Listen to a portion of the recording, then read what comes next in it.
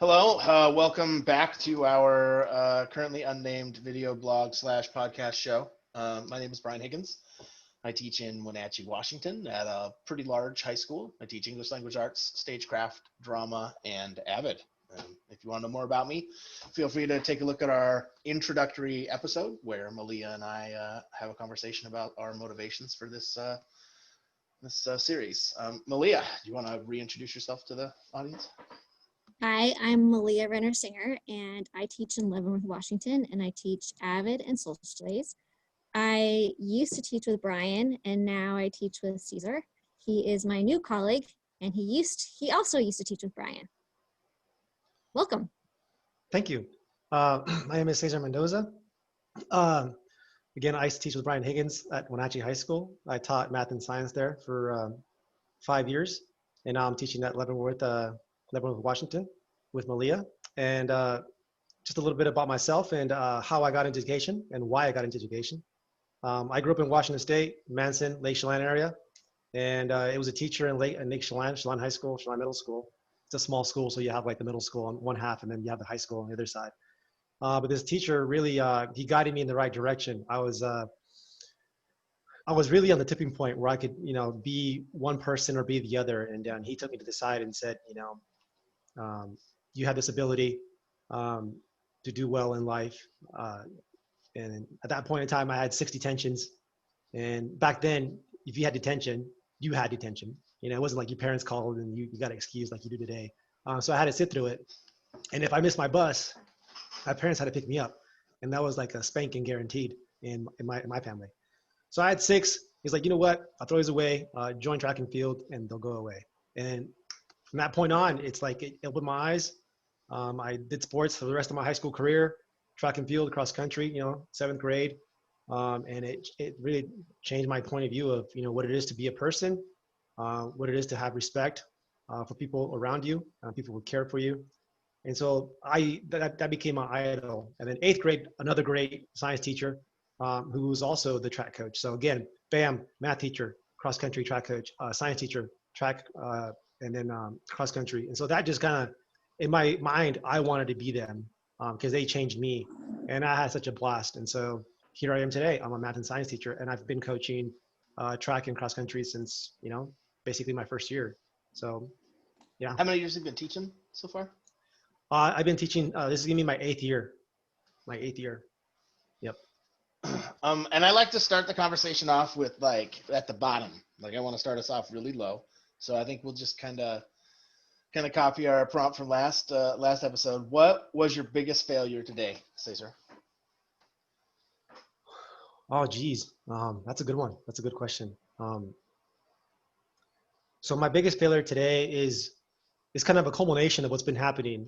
When you have like an epiphany of, I've been doing Canvas Zooms wrong. And, in terms of doing math, I really I should be doing more of a walkthrough with my Zooms and so on and forth. My kids told me today, your Zooms are too long. They're boring. It's too long. And so it was one class, a second class. And so really it was just me doing Zooms wrong. And again, you have so many things going on. And with the whole math thing, when I say that math thing is wrong, is because we have this hybrid schedule where I only see the kids twice a week. And even though I'm posting videos, even though I'm posting my notes, even though I'm posting examples of how to do these concepts, I haven't been doing them during the Zoom, and I should. And that's that happened today with a run with Mr. Bard. He's the other math teacher. He was sharing things with me. He's like, I've been doing this. He spends his entire Zoom going over homework questions. And I'm like, I should have been doing that from day one, and I haven't. And so that's my biggest failure. I feel like a failure because I missed these past couple of weeks where I should have been doing this with these kids. Instead of, I'm like, well, they should look at the videos, they should look at the notes, and then they could figure it out for themselves. And I'm like, that was a big mistake. That was a failure on my part. It's really hard right now to not feel like you're failing. This is actually what we talked about last time, Brian. Maybe that should be the title of our show. It's hard to feel like you're not failing. They're failing. Teachers who feel like they're failing. I think everyone's going through it because we're doing something that's totally new for us, and we just don't know what works and what doesn't work. So, Malia, what was your biggest failure today? Oh, here's one for you. I forgot to I forgot to hit the publish button on all my assignments for today in Canvas. Done that a few times. And then you just have all these kids like, where's the stuff? They're like texting me, I can see it, but I can't access it. And I go back and I look, like literally, I should have hit publish at like 9 o'clock in the morning, and I hit publish at 11:30 a.m. because that's when I realized that I hadn't hit publish in every one of my classes. Yeah, it's amazing to me how easily students stress out about the technology part that they can't control, and then it causes me stress too. That just cascades up. Yeah. And I will say that like my biggest failure today has to deal with the technology again. When my technology goes wrong, I cannot not focus on it. All I do is I'm just like, I'm so sorry, kids, this technology, this, and then it's like, we go down a 20-minute, like, I'm trying to fix it, and then just like showing myself to be not the master of the environment that I need to be, I think, or that I feel like I need to be. So it's just very clear that I'm failing at the technology, and whether they take that, whether they're mad about it or not, I can't not keep focusing on it, and I always keep bringing it back up. So instead of just dropping it and moving on. But that brings us to like kind of what we want to talk about today. And we're just going to try and pick like one thing out of the, all the many things. And specifically it's about technology and the way that our classes are going with Zoom meetings. And I guess the question that I would love to see us talk about today is, should students be required to show their faces during Zoom meetings? And it's especially important because my school district just published a new policy on it today. Really? Yeah, on whether or not we should require kids and in what situations. And so the question is, should we require students in Zoom meetings? And I would just say this as an actor, I need a lot of feedback. And I use my acting skills in my classroom all the time. And I'm always looking for feedback. I'm really good at with itness and knowing if students are bought out or disengaged, if their eyes are glossed over. I'm really good at that. And so when I'm in my online classroom staring at a black screen full of black screens and no faces, it feels really bad to be teaching. I don't get any feedback whatsoever from my students. And I don't even know if they're there. And the whole time I'm just like, why am I standing in front of this camera talking or trying to lead any discussion if I don't know what's working? So, I mean, I want students to show their faces just so I know if I'm being boring or doing a bad job and can fix it, and I can't. And that really hurts my practice. Yes, I agree. Will you share with us what the policy is that they came out with? Yeah, so the policy they came out with today is that when students are in breakout rooms, so people who, I mean, I'm sure everyone knows what Zoom is now, but if you don't know what Zoom is, it's like this right here, only with 30 faces or blank screens. And then you can move your kids into little sub rooms of like they're, oh my gosh, just a name. And you're just like, what? So you can put kids into sub rooms of 1 all the way up to 9, 10, 11 students in one room. So for our district, if you at least the high school, if you're in a breakout room, especially if you're in a breakout room with a teacher or taking a test, you are required to show your face unless you have a conversation with that teacher. Well, teachers don't have to require kids to show their faces, but if they're going to require kids to show their faces, those are the times. So the expectation for students is if your teacher asks you to show your face during those times, that the expectation is you'll show your face. And so during a breakout room time. During breakout rooms, yeah. Or yeah, so taking a test in a breakout room, meeting with the teacher in a breakout room, and not to push, teachers aren't supposed to be pushing back on students if they say no, because we don't want to get in power struggles, but we're also supposed to follow up with students who don't want to show their faces to determine why not and what we can do about it, of course. So a couple of things that I've noticed. One is that I know I have students right now who've said that, first of all, I don't require my students to have their cameras on. It's entirely their option if they want to do it. I have had 2 girls say to me that in classes where they're required to have their camera on, they're distracted. They're so distracted by looking at their own face that they can't focus. Which I know an option for that would be that they can do the thing. We're My- recording. We're recording a thing. Are you going? All right, goodbye. Love you, my wife. My spouse just did the same thing. What's up? He wants to know how to make green curry. So embarrassing. And this is what school is right now, too. All right, kids, now we have 20 minutes where you ask me if that was my dog and my wife right there. Great. Okay, so but that's the thing about it, is that the Zooms are happening in our students' homes, like literally in their bedrooms. So the idea of requiring a camera on in your bedroom, ooh, that's pretty invasive. That's huge. So that's where I come into having a hard time. But I agree, Ryan, that also it's really hard to just look at blank screens.